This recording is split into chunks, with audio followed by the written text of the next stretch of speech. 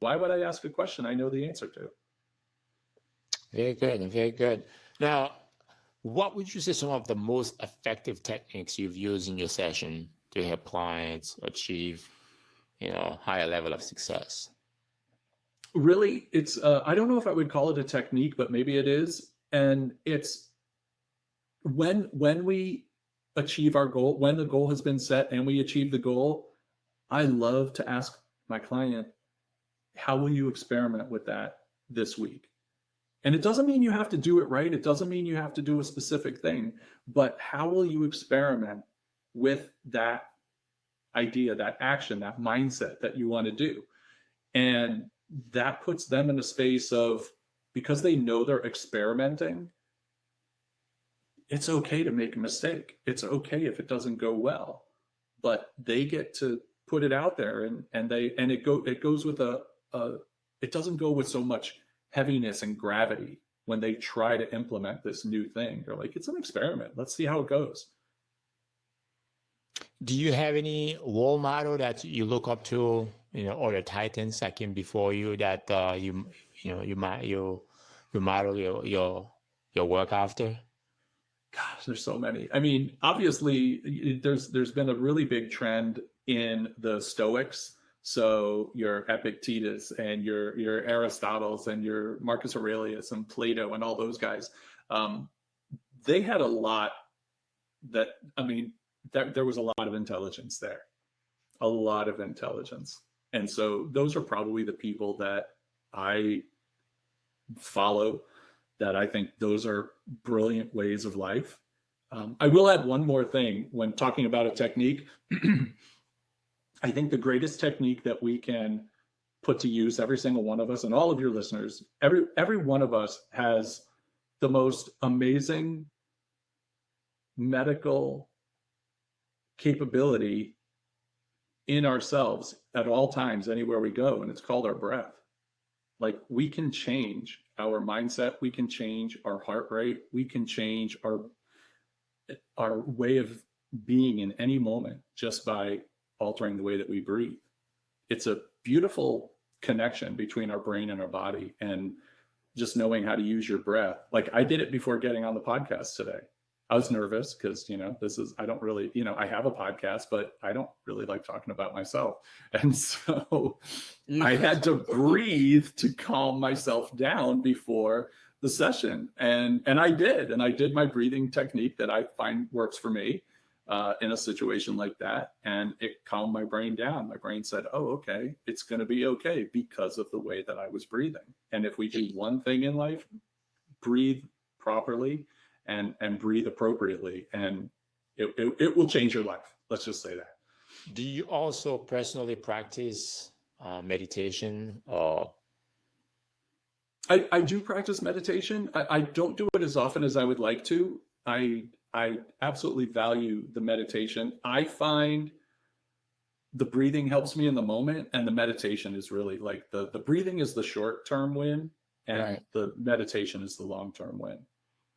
One thing that I heard recently was, I think, on the Joe Rogan podcast, and I think Elon Musk was on, and he talked about playing video games to relax his body, because it's like when you're playing video games, you are using hand-eye coordination. So you are 100% invested into what you're doing. It's allow your body to relax a little bit. And I'm guessing, everybody use have different techniques to relax themselves, get themselves to relax. Because at the end of the day, the body have to be relaxed in order for you to achieve or to have access to different part of the brain, or whatever the case may be. When it comes to the coaching industry, how do you feel like things are evolving in the industry? Where do you think the industry is right now? It's growing massively, and frankly, it might be growing a little bit too quickly. I think a lot of people are getting into coaching. I think another thing that's happening is a lot of coaches are getting into coach training and selling programs and things like that, trying to sell programs, whether it's to grow skills or to grow your business. And that's all fine. Obviously, with the, AI's been around, well, AI's been around for decades, if not hundreds of years.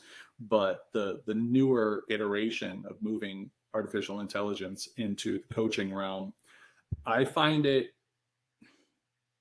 I'm a little bit mixed on my thoughts on it. Like, I understand it's helpful. There's certain things that it can do. I don't think it's the solution to real coaching. I think it can be. I think what we're going to see play out is artificial intelligence as coach bots or coaching. Some sort of bot as a coach will probably become more prevalent in the workspace because people are going. Younger generations are going to want coaching, and it's expensive to hire a human to coach all of your people. So Real coach. a real coach like me.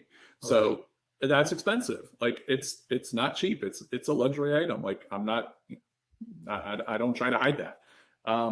It's not for everyone. I mean, it is for everyone. It's just not within everyone's budget, or Right. it's within everyone's time. They've got to figure out their monetary budget.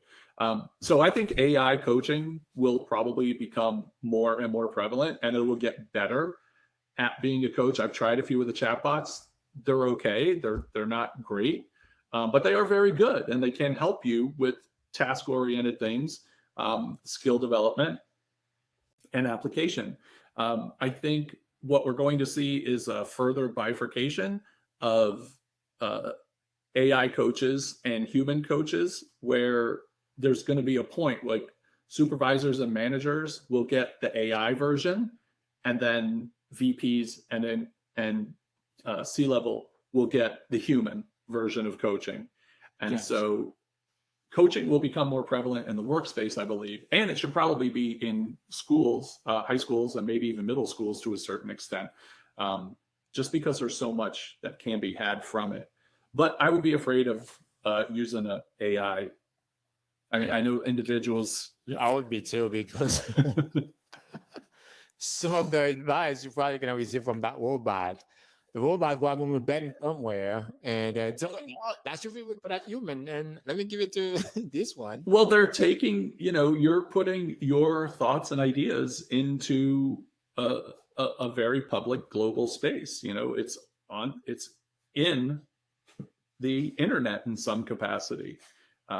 In my practice, I make it a habit to not use any AI tools in my practice. I also do not take notes during my sessions at all. No AI. I mean, I use it for my writing. I help it, I use it as a prompt for how do I, I've got these ideas. Here's what I want to do with my podcast. And so I'll let ChatGPT do its thing and say, oh, maybe do this outline or try this title. So it's really good for creating titles for podcasts or blog posts, by the way.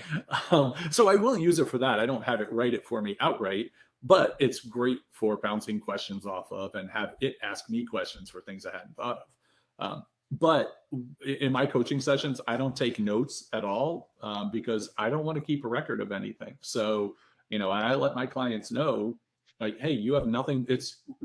All of my sessions are 100% confidential, just like any certified coach would.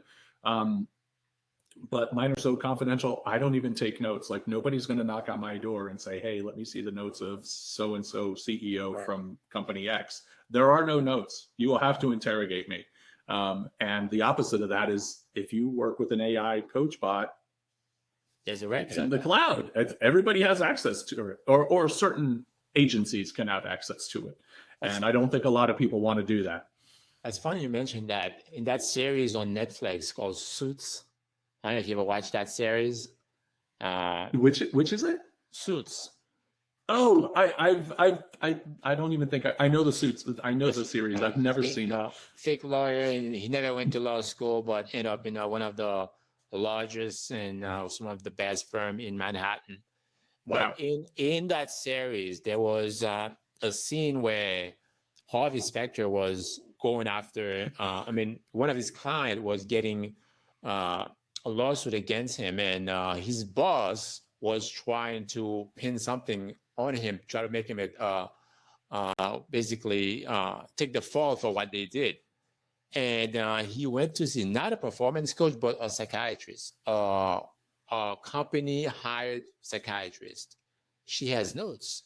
So any employee, any C-suite executive that went to see that psychiatrist was paid by the company. Therefore, the company have access to all the records.